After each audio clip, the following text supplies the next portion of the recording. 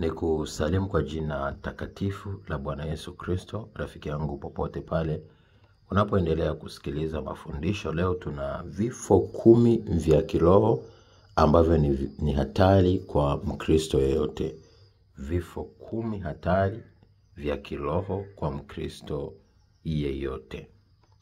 Kusoma kitabu cha Yohana 10:10, maandiko yanasema shetani yeye alikuja kuchinja, kuiba na kuharibu, lakini Bwana Yesu Kristo alikuja kutupa uzima kisha tuwe nao tele. Kuna vitu kwenye maisha vinaendelea kwenye maisha ya Mkristo, lakini kihalisia ni aina ya vifo ambavyo vinazidi kumdumaza kiroho na kimwili, na vitu hivi ni vitu ambavyo vinakuwa ni vikwazo katika safari ya maisha ya Mkristo na katika safari yake ya kumtumikia Mungu. Kifo cha kwanza ni majuto. Unapokuwa ni mtu mwenye majuto, asilimia kubwa utafika hatua kwenye maisha utarudi nyuma. Utakuwa ni mtu wa kujilaumu, kujihukumu. Moyo wako utabeba mizigo mingi.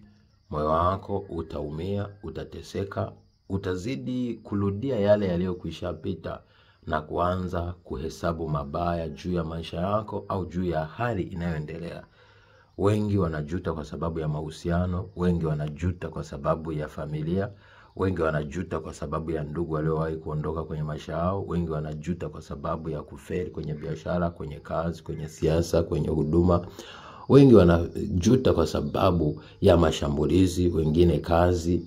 Sasa majuto ya aina yoyote ni kurejea kile ambacho kilishapita na kuwa tayari kukiweka kwenye maisha yako.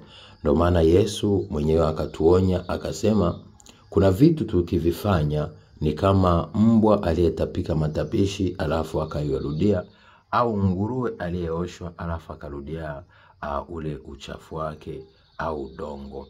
Sasa kujuta ni kuumiza moyo, kubeba kitu kwenye maisha yako ambacho tayari unatakiwa ukitupe. Wengine ni majuto kwa sababu ya ndoa, mahusiano au chumba uliowahi kupita kwenye maisha yao. Kwa hiyo kwa kila chochote unachojutia leo, tamka na kusema sitorudia kujuta.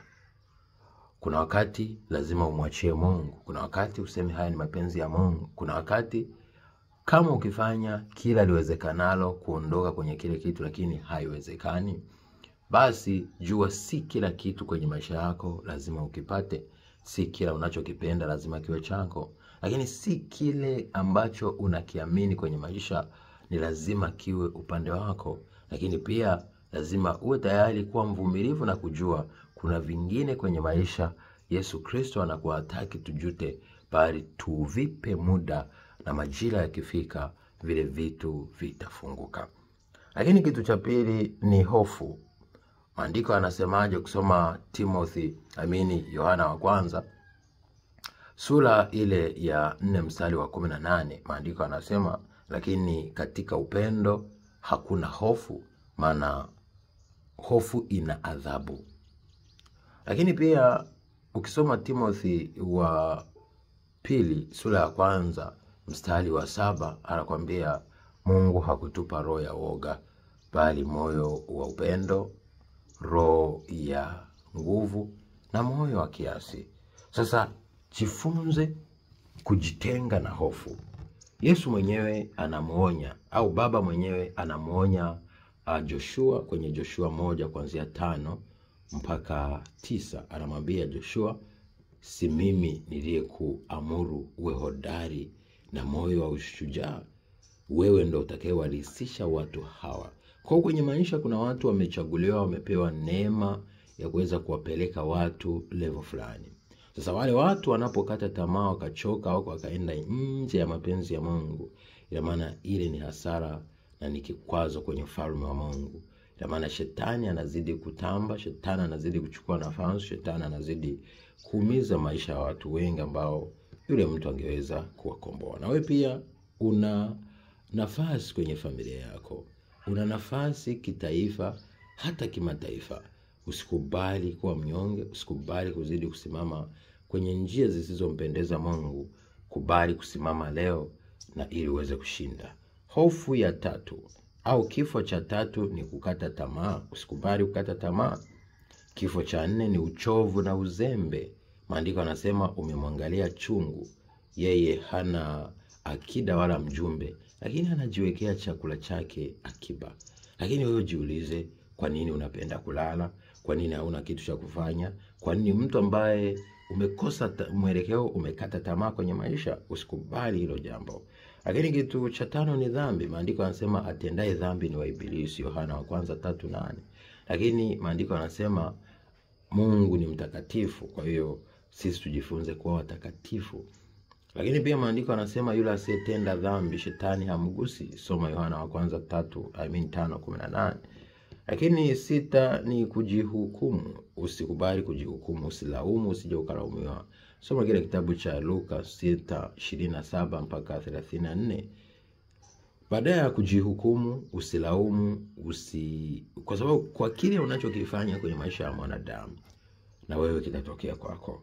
Kwa jitahidi kutojihukumu, jitahidi kusamehe, na wewe ujisamehe katika safari yoyote ya maisha, huku ukimrejea Mungu. Usikubali kwenda nje ya Mungu kwa sababu umetenda dhambi, bali tubu, omba rehema na mgeukie. Ndio maana kitabu cha Mithali 28:13 anakuambia aungamaye dhambi zake na kuziacha atapata rehema, lakini anayekataa akabaki kwenye dhambi, ya maana huyo atahukumiwa. Lakini 7 ni uchungu. Usikubali kuwa na uchungu, kubeba watu moyoni.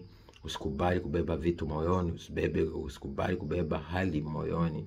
Kuna watu leo wamebeba watu, wamebeba vitu, wamebeba mazingira, wamebeba matukio, wamebeba majuto, wamebeba majibizano, wamebeba migogoro, iwe ni ndoa, iwe ni mahusiano ya kawaida, iwe ni kwenye kazi, iwe ni kwenye huduma, iwe ni watu ambao walitokea kwenye maisha yako. Sasa usikubali kuendelea kwa hivyo, kwa sababu zaidi unajichosha, unajiumiza na utakosa mwelekeo, kwa sababu shetani anatembea katika uchungu, lakini Yesu Kristo anatembea katika kuachilia na kusamehe, ili naye akusamehe, kama Mathayo 6:14 mpaka 15 inavyosema, au kile kitabu cha Marko sura ile ya 11 mstari wa 25 mpaka 26. Lakini 8 na mwisho ni kukosa msamaha na kushindwa kusamehe, kama nilivyokuelekeza kwenye vitabu vitakatifu. Kwa hiyo samehe ili usamehewe, bariki ubarikiwe, usilaani wala usihukumu wanadamu yoyote. Kuna watu watakukosea, kuna watu watatenda mabaya ambayo unasema huyu simsamehe, lakini leo nakwambia samehe na achilia. Kusamehe na kumwachilia mtu si kusema umemridhia yule mtu na utengeneze maridhiano. Kuna watu hakuna haja ya kuridhiana nao au ya kuwa nao kwenye maisha tena, bali wewe waachilie moyoni na umwachie Mungu. Ndio maana kwenye kitabu cha Yeremia 15:19 mpaka 21 anaweka wazi kwamba ukiondoa cha thamani katika kilicho kibovu, ndivyo Mungu atakuwa kinywa chako. Anakuambia watakurudia wewe, lakini wewe hutawarudia. Na ukifanya hivyo, ndivyo Mungu atakufanya kama ukuta wa boma la shaba juu ya watu hawa, maana watapigana nawe lakini hawatakushinda, maana Mungu atakuwepo ili akuokoe.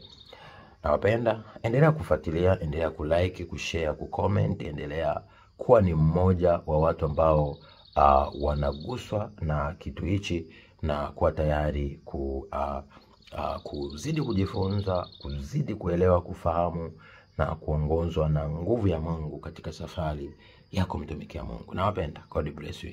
Be shining in Jesus name. Shalom.